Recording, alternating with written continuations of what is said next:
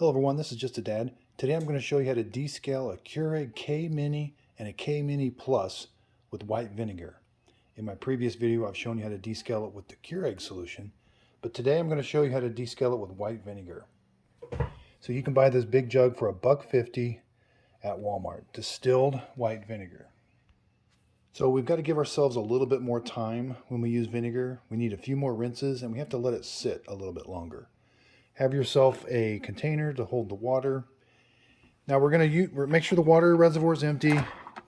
Make sure your needle basket's in, and we're not going to be putting any K-cup in, so this will be empty for the entire process.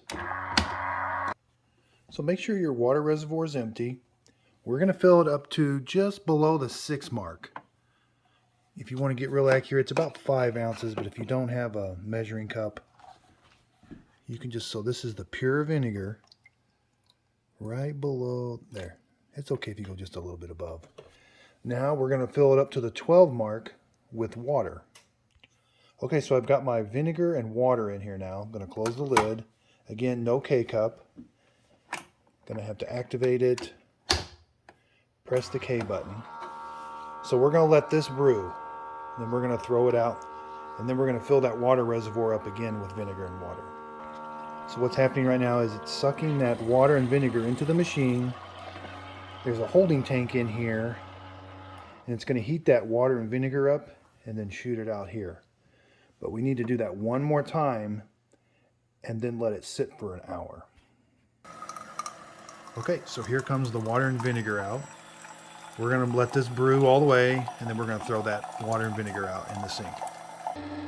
Okay, so it's done. I'm going to throw that in the sink. Now let's repeat that first process we did.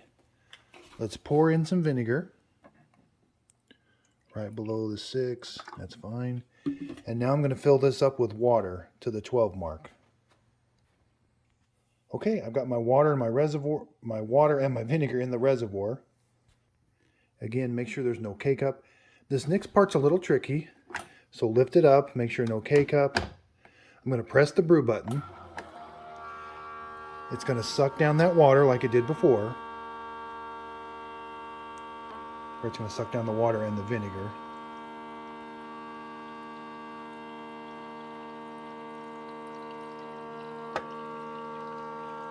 And then it's going to get quiet. Okay, so it's sitting here. And what's happening now is it's heating up that water and vinegar.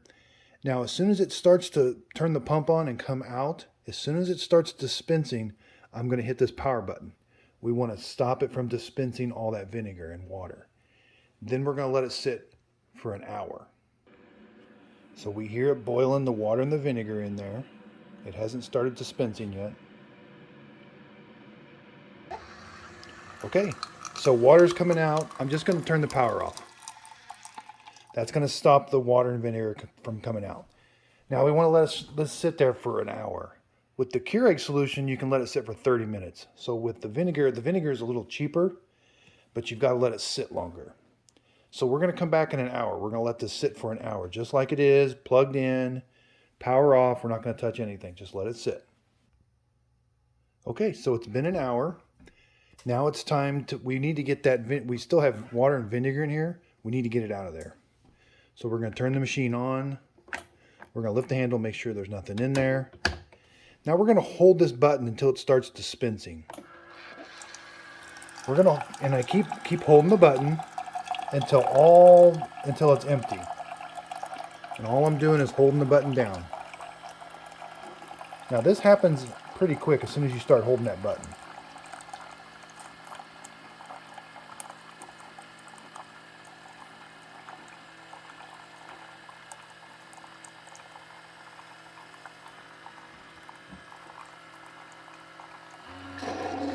Okay, so it's done. I'm going to let it finish its thing. It's going to turn off here in a second.